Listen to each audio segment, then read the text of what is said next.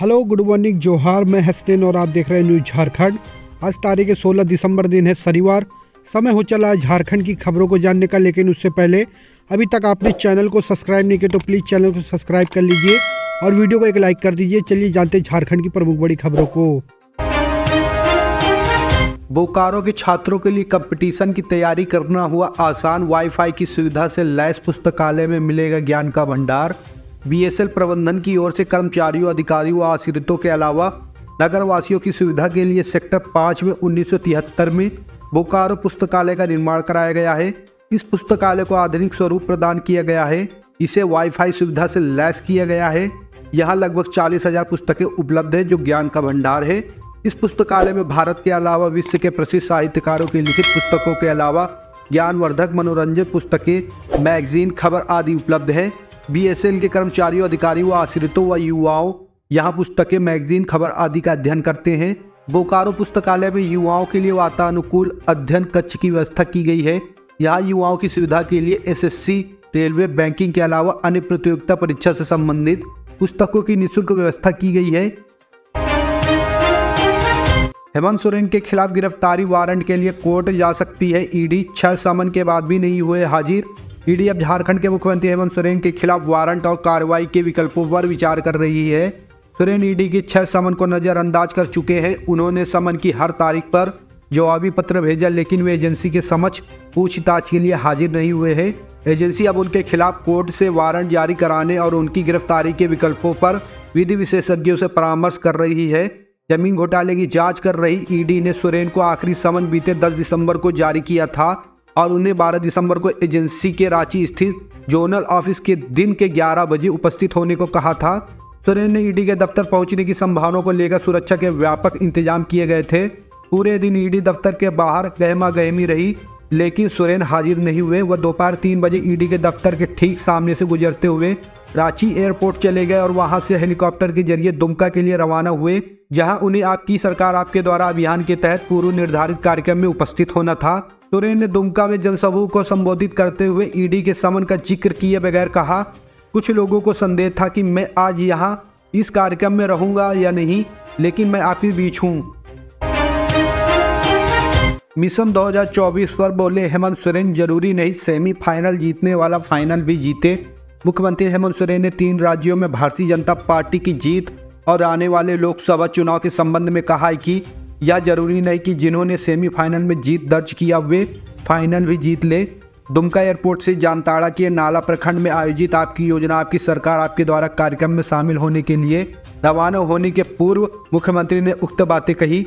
मुख्यमंत्री हेमंत सोरेन ने जब आगामी लोकसभा चुनाव की रणनीति के बारे में पूछा गया तो उन्होंने यह कहते हुए इनकार कर दिया कि अगर रणनीति का खुलासा ही कर दिया गया तो हमारा आगे का काम ही खत्म हो जाएगा, अभी बहुत कुछ सामने आना बाकी है। साथ ही उन्होंने कहा कि हाल ही में संपन्न हुए 3 राज्यों के चुनाव में जिन्होंने जीत दर्ज की, जरूरी नहीं कि आगे लोकसभा में भी वह सफलता उन्हें ही मिलेगी।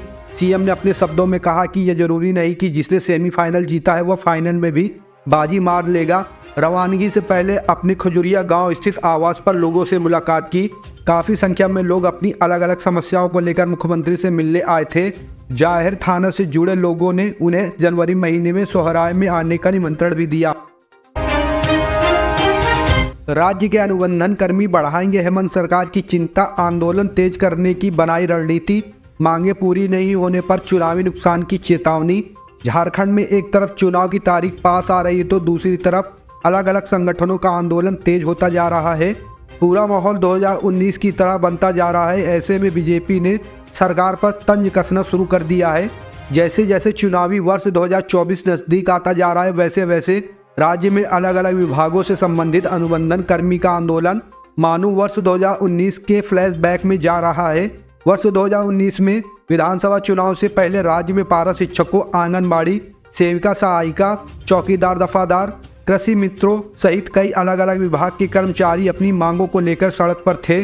बतौर नेता प्रतिपक्ष हेमंत सोरेन ने सत्ता में आने पर अनुबंधन शब्द को ही समाप्त करने सहित कई वादे किए थे।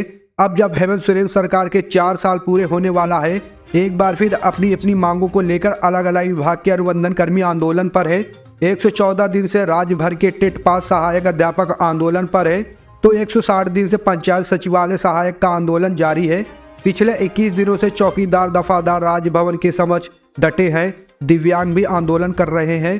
कृषि मित्रों का भी लंबा आंदोलन चल रहा है। झारखंड में कब से शुरू होगी धान की खरीद, जाने खाद्य आपूर्ति मंत्री डॉक्टर रामेश्वर उरांव ने दिया क्या जवाब। झारखंड सरकार ने पिछले साल की तुलना में खरीफ विपणन मौसम 2023-24 में धान खरीद का लक्ष्य 3.63 लाख टन से बढ़ाकर 6 लाख टन कर दिया है, लेकिन अब तक किसानों से धान खरीद को लेकर तिथि तय नहीं की गई है। पिछले 3 वर्षों से सरकार 15 दिसंबर से धान खरीद की शुरुआत करती आ रही थी, परंतु इस बार 15 दिसंबर से धान खरीद की शुरुआत नहीं हो पाएगी। हालांकि धान खरीद को लेकर कैबिनेट से मंजूरी मिल गई है, लेकिन अब तक संकल्प जारी नहीं हो पाया है। फिलहाल खाद्य आपूर्ति विभाग की ओर से धान क्रय को लेकर कवायदा चल रही है। विभागीय अधिकारियों के अनुसार संकल्प जारी होने के बाद जिलावार धान क्रय का लक्ष्य तय किया जाना है, साथ ही धान क्रय केंद्र स्थापित करना है। इसी बीच 15 दिसंबर से विधानसभा का शीतकालीन सत्र भी प्रारंभ हो रहा है। ऐसे में अधिकारियों की व्यस्तता रहेगी। इस प्रक्रिया को पूरी होने में कम से कम लगभग 10 दिनों का समय लग सकता है। ऐसे में धान खरीद की प्रक्रिया दिसंबर के अंतिम सप्ताह या फिर जनवरी से शुरू हो सकती है। सरकार की ओर से धान क्रय को लेकर 31 मार्च 2024 की तिथि निर्धारित है। विलंब से धान खरीद की प्रक्रिया शुरू होने पर किसानों को धान बेचने के लिए कम समय मिलेगा। झारखंड हाई स्कूल शिक्षकों के 10,000 से अधिक पद खाली, 35 विद्यार्थियों पर एक टीचर। झारखंड के हाई स्कूल में शिक्षकों के 25,169 पद सर्जित हैं। इनमें से लगभग 25,000 शिक्षक कार्यरत हैं, यानी 10,000 से ज़्यादा पद रिक्त हैं। सबसे अधिक पद विज्ञान के विषयों जैसे गणित, भौतिक, रसायन के शिक्षकों के रिक्त पद हैं। आपको बता दें, वहीं पिछले 8 साल में सेवानिवृत्त हुए शिक्षकों के रिक्त पदों पर अब तक नियुक्ति नहीं हो पाई है। राज्य में हाई स्कूल शिक्षकों की स्थिति का अंदाजा इससे लगाया जा सकता है।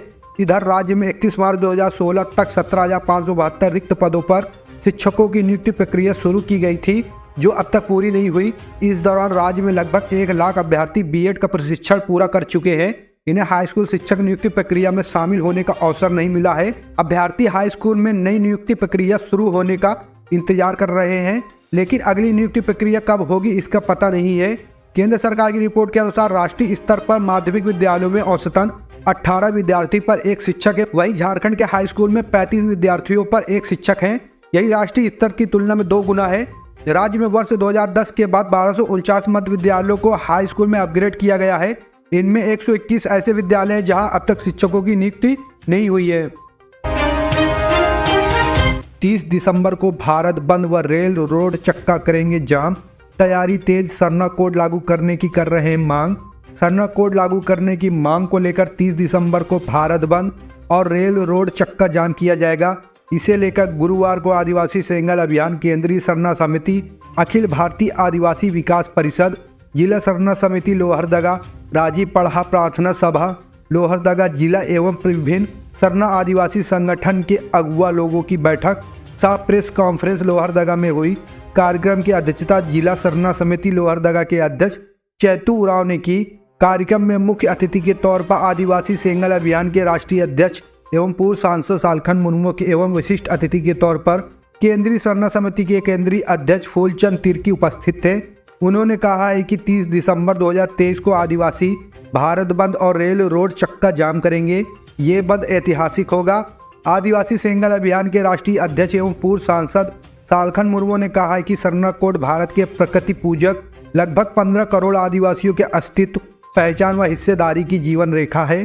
2011 की जनगणना में 50 लाख आदिवासियों ने सरना धर्म लिखवाया था। सरना कोड के बगैर आदिवासी को जबरन हिंदू, मुसलमान, ईसाई आदि बनाना धार्मिक गुलामी को मजबूर करना है। 15 नवंबर को प्रधानमंत्री उलेहातू और राष्ट्रपति का 20 नवंबर 2023 को मयूरभंज के बारीपदा आए थे, परंतु सरना कोड को लेकर उन्होंने कुछ नहीं कहा। इस कारण आदिवासी समाज आंदोलन के लिए बाध्य है एवं 30 दिसंबर 2023 को आदिवासी भारत बंद और रेल रोड चक्का जाम करेंगे। झारखंड में ड्रॉप आउट रेट कम करने के लिए होगा 3 से 18 वर्ष के बच्चों का सर्वे। राज्य के सरकारी शिक्षक स्कूलों में मौजूद शिशु पंजी को अपडेट करने के लिए स्कूल क्षेत्र में पढ़ने वाले इलाके में 3 से 18 वर्ष के बच्चों को सर्वे करेंगे। टोले मोहल्ले में कितने बच्चे हैं, इनमें किस आयु वर्ग के कितने बच्चे स्कूल में पढ़ रहे हैं, कितने बच्चे ड्रॉप आउट हैं और कितने बच्चों का एडमिशन स्कूल में नहीं है, इसे नोट किया जाएगा। हर साल नामांकन की स्थिति और ड्रॉप आउट दर की स्थिति से अवगत होने के लिए शिशु पंजी को अपडेट किया जाता है, ताकि स्कूल से बाहर रहने वाले बच्चों की पहचान हो सके और ड्रॉप आउट के कारणों का पता चल सके। इसके बाद बच्चों को स्कूल तक लाने के लिए अभिभावकों को जागरूक किया जाता है। शिशु पंजी को अपडेट करने से संबंधित प्रशिक्षण सभी जिलों के DEO, DSI, SDO, REO, प्रखंड शिक्षा प्रसार पदाधिकारी और प्रखंड कार्यक्रम पदाधिकारियों को दिया गया है। झारखंड सरकार की नाकामियों को उजागर करने के लिए भाजपा ने बनाई रणनीति, 5 सदस्यों की समिति बनाई। झारखंड में भाजपा ने 5 सदस्यों की एक समिति गठित की है। इस समिति को जिम्मेदारी दी गई है कि झारखंड की हेमंत सोरेन सरकार की नाकामियों को उजागर करे। बता दें कि आगामी 28 दिसंबर को झारखंड मुक्ति मोर्चा, कांग्रेस और राजद के गठबंधन वाली सरकार अपने 4 साल पूरे कर लेगी। ऐसे में भाजपा की इस कोशिश को अगले विधानसभा चुनाव की तैयारियों से जोड़कर देखा जा रहा है। बता दें कि इस 5 सदस्यीय समिति के गठन झारखंड भाजपा के अध्यक्ष बाबूलाल मरांडी ने किया है। इस समिति की अध्यक्षता पूर्व IPS अधिकारी अरुण उरोन करेंगे। वहीं शिवपूजन पाठक, योगेंद्र प्रताप सिंह, रविंद्र किशोर और सुनीता सिंह इस समिति के अन्य सदस्य होंगे। पार्टी ने आधिकारिक बयान जारी कर इसकी जानकारी दी है। बयान में कहा गया कि हेमंत सोरेन सरकार 28 दिसंबर को सत्ता में 4 साल पूरे कर लेगी। हर साल की तरह भाजपा सरकार नाकामियों, उसके झूठ और भ्रष्टाचार को उजागर करेगी। कांग्रेस सांसद धीरज साहू के ठिकानों से करोड़ रुपए बरामद होने पर भाजपा सरकार हमलावर है। वहीं झारखंड में वाम दलों ने संयुक्त बयान जारी कर कार्रवाई की मांग की है। वाम दलों ने कहा है कि भ्रष्टाचारी किसी भी दल का हो, दोषी को सजा मिलनी चाहिए। उन्होंने कहा है कि यह सीधे टैक्स चोरी का मामला है और इसकी विस्तार से जांच होनी चाहिए। झारखंड में 14 लाख से अधिक किसानों ने फसल राहत की लगाई गुहार। कृषि विभाग ने 6,50,000 का कराया सत्यापन। झारखंड में लगातार दूसरे साल खरीफ की मौसम में समय पर बारिश नहीं होने का असर दिख रहा है। राज्य के 14 लाख किसानों ने सरकार से मदद की गुहार लगाई है। सरकार की फसल राहत बीमा योजना का लाभ के लिए 14,28,187 किसानों ने आवेदन दिया है। ये वैसे किसान हैं जिनकी खेतों में फसल तो लगी, लेकिन समय पर बारिश नहीं होने के कारण सूख गई। इधर किसानों को सूखे में राहत देने की प्रक्रिया तेज करने के लिए कृषि विभाग ने 6,50,000 किसानों की जमीन का सत्यापन भी करा लिया है। राज्य सरकार इस योजना के तहत कृषि के मौसम में फसल प्रभावित होने पर आर्थिक सहयोग करती है। इस स्कीम के तहत सहयोग के लिए देवघर जिले के सबसे अधिक किसानों ने आवेदन किया। यहाँ से 2,73,984 किसानों ने सहयोग के लिए आवेदन किया। इसके बाद गढ़वा से करीब 1,36,647 किसानों ने राहत योजना के लिए आवेदन किया है। गोड्डा से मात्र 7,000 किसानों ने ही सहयोग की गुहार लगाई है। ईडी की संभावित कार्रवाई के बीच हेमंत सोरेन का झामुमो कार्यकर्ताओं से संवाद, कहा चुनाव और चुनौतियों के लिए तैयार रहें। झारखंड के सीएम हेमंत सोरेन ने गुरुवार को अपने आवासीय परिसर में राज्य के 7 जिलों से जुटे हजारों झामुमो कार्यकर्ताओं से संवाद करते हुए उन्हें आने वाले चुनावों और चुनौतियों के लिए तैयार रहने का आह्वान किया। सोरेन ने कहा है कि राज्य में जब से झारखंड मुक्ति मोर्चा की अगुवाई में सरकार बनी है, तब से विरोधी पार्टी के लोग इसे गिराने की साजिश में जुटे हैं। हमारी एकजुटता का ही परिणाम है कि आज तक ये लोग अपने षड्यंत्र में सफल नहीं हो पाए हैं।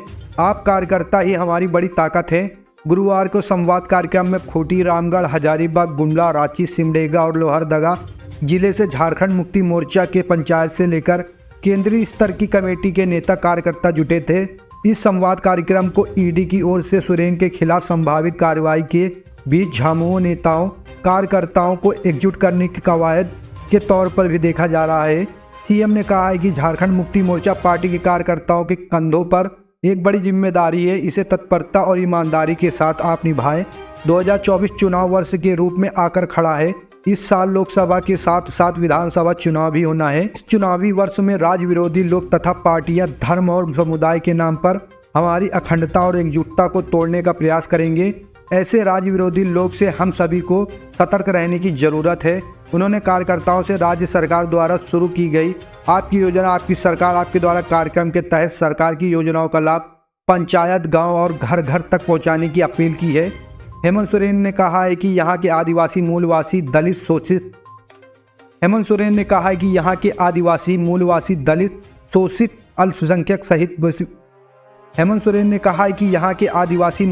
दलित शोषित अल्पसंख्यक सहित विभिन्न वर्ग समुदाय के लोगों को विपक्षी दलों द्वारा झारखंड मुक्ति मोर्चा के प्रति भड़काया जा रहा है। देश एवं राज्य विरोधी शक्तियां हमें निरंतर तोड़ने का प्रयास कर रही हैं। झारखंड के लोग हमेशा अपने हक, अधिकार एवं सम्मान की लड़ाई लड़ता आ रहा है। आने वाले चुनाव में भी हमें राज्य विरोधी ताकतों और दलों को मुंहतोड़ जवाब देने का काम करना है। इसी संकल्प के साथ हम सभी लोग आज यहाँ एकत्रित हुए हैं। हेमंत सरकार के 4 साल में नियुक्ति को लेकर झारखंड में सुखाड़, छात्र के साथ विपक्ष उठा रहे सवाल। झारखंड में हेमंत सरकार अपने कार्यकाल का 4 साल पूरा करने जा रही है। 29 दिसंबर 2019 को पूर्ववर्ती रघुवर सरकार के स्थान पर इस सरकार के आने के पीछे की एक बड़ी वजह युवाओं की चुनाव के दौरान यूपीए के पक्ष में जबरदस्त भागीदारी माना जाता है। हेमंत सोरेन के नेतृत्व में उस समय लड़ी गई चुनाव के वक्त युवाओं को बड़ी संख्या में नौकरी देने का यूपीए नेताओं ने भरोसा दिया था। अब हेमंत सरकार के 4 साल अब पूरे होने को है, मगर नियोजन के मुद्दे पर कहीं न कहीं सरकार बैकफुट पर होती हुई दिख रही है। शायद यही वजह है कि झारखंड के छात्र सरकारी नौकरी की मांग को लेकर आए दिन सड़क पर उतर रहे हैं और कहते फिरते हैं कि बिहार में नौकरी को लेकर बहार है, मगर झारखंड में सुखाड़ है। कोरोना की वजह से भले ही हेमंत सरकार के कार्यकाल में शुरू के 2 वर्ष काफी मुश्किल भरा रहा, जब परिस्थितियां बदली तो झारखंड के युवा ये उम्मीद लगाने लगे कि अब सब कुछ ठीक हो जाएगा और सरकार के द्वारा खाली पदों के लिए विज्ञापन निकाला जाएगा। लेकिन ऐसा नहीं हुआ। सरकार स्थानीय व नियोजन नीति के मुद्दे पर 2022 में उलझती रही और स्थिति ऐसी बन गई कि हाईकोर्ट के द्वारा हेमंत सरकार की स्थानीय और नियोजन नीति को असंवैधानिक करार दिए जाते हुए एक साथ कई विज्ञापन रद्द करने पड़े। हालांकि इन सब के बीच सरकार ने पूर्व की सरकार के द्वारा निकाली गई 6ठी जेपीएससी सिविल सेवा परीक्षा और अपने कार्यकाल में 7वीं से 10वीं सिविल सेवा परीक्षा को आयोजित कर नियुक्ति पत्र देने में सफल जरूर हो गई, लेकिन विद्यार्थी इतने में ही संतुष्ट नहीं होते दिख रहे हैं। पूर्व की सरकार के द्वारा निकाली गई विज्ञापन की परीक्षा आज भी उलझी हुई है। ऐसे में सरकार के 4 वर्ष पूरे होने पर झारखंड के युवा के साथ साथ विपक्षी दल भी सवाल खड़े करने लगे हैं। जेएसएससी की तारीख पे तारीख से नाराज छात्रों का विरोध प्रदर्शन, आत्महत्या की कोशिश करने वाला छात्र हिरासत में। झारखंड कर्मचारी चयन आयोग के खिलाफ झारखंड के छात्रों का गुस्सा 7वें आसमान पर था। बड़ी संख्या में छात्र शुक्रवार को रांची के नामकुम स्थित जेएसएससी ऑफिस के बाहर प्रदर्शन करने पहुंचे। इस दौरान सुरक्षा के कड़े इंतजामात थे। जेएसएससी की कार्यशैली से नाराज छात्रों ने जेएसएससी हाय हाय के नारे लगाए। पूरे राज्य से बड़ी संख्या में छात्र विरोध प्रदर्शन करने पहुंचे थे। इस दौरान एक छात्र ने आत्महत्या करने का प्रयास किया। हालांकि पुलिस ने तत्काल उसे हिरासत में ले लिया। आक्रोशित छात्रों का आरोप था कि जेएसएससी की नाकामी के कारण 8 साल के बाद भी एक परीक्षा का आयोजन नहीं हो पा रहा है। झारखंड सामान्य स्नातक योग्यताधारी संयुक्त प्रतियोगिता परीक्षा 2023 पिछले 8 वर्षों से आयोजित हो रही है, लेकिन बार बार परीक्षा स्थगित कर नई तारीखों की घोषणा कर दी जा रही है। अब नई तारीख 21 व 28 जनवरी घोषित की गई है। छात्रों की माने तो यह परीक्षा भी आयोजित नहीं हो सकेगी, क्योंकि दूसरी परीक्षा के कारण इसे भी टालना पड़ेगा। झारखंड स्टेट स्टूडेंट यूनियन के बैनर तले जेएसएससी कार्यालय का घेराव किया गया। इसमें छात्र नेता देवेंद्र नाथ महतो, मनोज यादव समेत अन्य छात्र शामिल थे। राज्य में 3.25 लाख से ज्यादा सरकारी पद खाली, कई बार परीक्षाएं रद्द होने से गुस्से में उम्मीदवार। झारखंड में कुल सरकारी सर्जित पद लगभग 5.5 लाख है और इनमें से 3.25 लाख से ज्यादा पद रिक्त हैं। सचिवालय कर्मी के बहाली के लिए हुई परीक्षाएं भी 12 बार से ज्यादा रद्द हो चुकी हैं। इस वजह से उम्मीदवारों में नाराजगी है। इनमें से कई लोग भी तो ओवरएज हो चुके हैं। किसान परिवार और कई गरीब परिवार के माता पिता ने कर्ज लेकर बच्चों को तैयारी के लिए रांची भेजा था, लेकिन उनका सब्र अब टूटता जा रहा है। तैयारी कर रहे उम्मीदवार भी निराश हैं और उन्हें मलाल है कि जिस उम्र में उन्हें माँ बाप का सहारा बनना चाहिए, उस उम्र में वे खुद ही उन पर बोझ बने हुए हैं। रांची में इस तरह के प्राइवेट लॉज और तंग कमरों में विद्यार्थी सुदूर इलाकों से सुनहरे भविष्य का सपना लेकर आते हैं, लेकिन सरकारी नीतियां, विवाद और राजनीति इनकी उम्मीदों पर पानी फेर देती है। 2015 में जो उम्मीदवार अंडर एज थे वे भी आज ओवर एज हो चुके या फिर सचिवालय सेवा में कंपटीशन के लिए तैयार हो गए हैं। साल 2015 में कंपटीशन में पहले 65,000 उम्मीदवार थे, अब 6,50,000 हो चुके हैं। कभी इम्तिहान तो कभी इश्तेहार ही रद्द हो जाता है। यहाँ खुद से खाना बनाकर और तमाम व्यवस्था कर तैयारी कर रहे उम्मीदवारों को सिर्फ बदलती हुई तारीखें ही मिलती हैं। अब एक बार फिर से सचिवालय सेवा में बहाली के लिए 16 दिसंबर और 17 दिसंबर को परीक्षाएं होनी है, लेकिन ना तो एडमिट कार्ड आया है और ना ही रिजेक्शन, जिसके कारण उम्मीदवार फिर से झारखंड स्टाफ सिलेक्शन कमीशन के दफ्तर के बाहर जुटकर आंदोलन और नारेबाजी कर रहे हैं।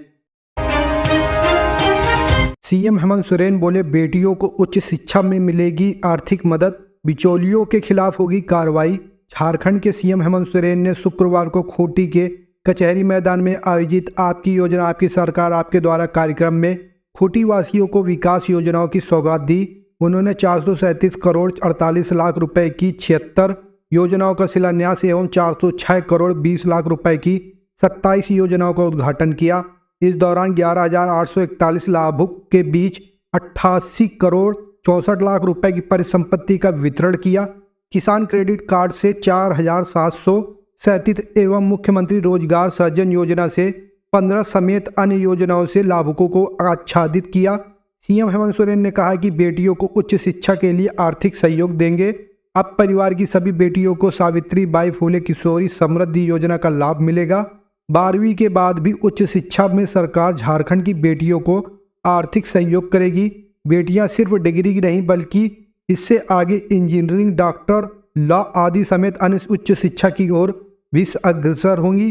राज्य सरकार यहां के छात्र छात्राओं को गुरुजी क्रेडिट कार्ड योजना के तहत आर्थिक मदद करेगी। बिचौलियों के खिलाफ कार्रवाई की जाएगी। पूर्व में समस्याओं को दूर करने के प्रति संवेदनशीलता नहीं दिखाई गई। हेमंत सरकार ने कहा है कि वर्ष 2020 से पहले आखिर ऐसा क्या कार्य हुआ था कि पिछले 2 चरणों में हमें समस्याओं के लाखों आवेदन प्राप्त हुए। बुजुर्गों, दिव्यांगों, छात्र छात्राओं, युवाओं, महिलाओं सभी की अपनी अपनी समस्याएं थी। इससे प्रतीत होता है कि पूर्व में प्रखंड में कार्यरत पदाधिकारी और कर्मी एवं जिला मुख्यालय के कार्यरत अधिकारियों और कर्मियों ने कभी गांव पंचायत का रुख नहीं किया और ना ही पूर्व में इन समस्याओं को दूर करने के प्रति संवेदनशीलता दिखाई गई। यही वजह है कि सरकार आपके द्वारा कार्यक्रम में बड़ी संख्या में लोग की समस्याओं का समाधान हो रहा है और लोग इससे बेहद खुश हैं। इस अवसर पर मंत्री आलमगीर आलम, मंत्री सत्यानंद भोक्ता, मुख्यमंत्री के प्रधान सचिव वंदना दादेल, उपायुक्त खूंटी सहित अन्य पदाधिकारी, लाभुक, स्कूली छात्र छात्राएं एवं लोग बड़ी संख्या में उपस्थित थे। झारखंड में फिर गरमाएगा 1932 के खतियान का मामला। झारखंड की राजनीति में एक बार फिर 1932 के खतियान का मुद्दा गरमाने वाला है। राज्यपाल ने 1932 के खतियान से जुड़ा विधेयक विधानसभा को लौटा दिया है। इनमें जो बातें कही गई हैं उसको पढ़कर सदन के सदस्यों को सुनाया गया।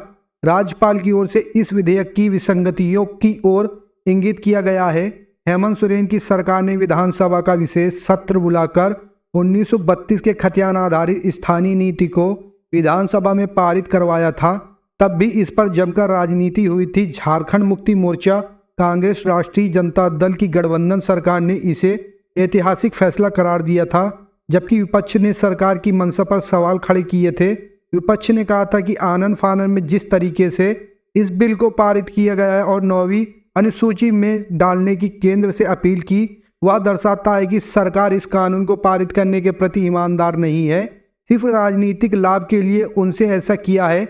अब जबकि झारखंड विधानसभा का शीतकालीन सत्र शुरू हो रहा है तो इस बिल पर सदन में हंगामा लाजमी है। विधानसभा के शीतकालीन सत्र में क्या क्या होना है। संसद सुरक्षा में चूक से सबक। झारखंड विधानसभा की दर्शक दीर्घा में एंट्री के लिए उतारने होंगे जूते। झारखंड विधानसभा के शीतकालीन सत्र के दौरान कोई भी दर्शक दीर्घा में बिना संपूर्ण जांच के अंदर नहीं जा पाएगा। इस संबंध में रांची एसएसपी की ओर से आवश्यक दिशा निर्देश जारी किया गया है। बुधवार को लोकसभा में कुछ युवकों के द्वारा दर्शक दीर्घा में कूदने की घटना और सुरक्षा व्यवस्था में चूक की घटना से सबक लेते हुए रांची पुलिस अलर्ट मोड में आ गई है। झारखंड विधानसभा के शीतकालीन सत्र के दौरान दर्शक दीर्घा में जाने वाले व्यक्ति को कोई भी सामान ले जाने की इजाज़त नहीं रहेगी। बाकायदा उनके जूते को खोलकर भी चेक किया जाएगा।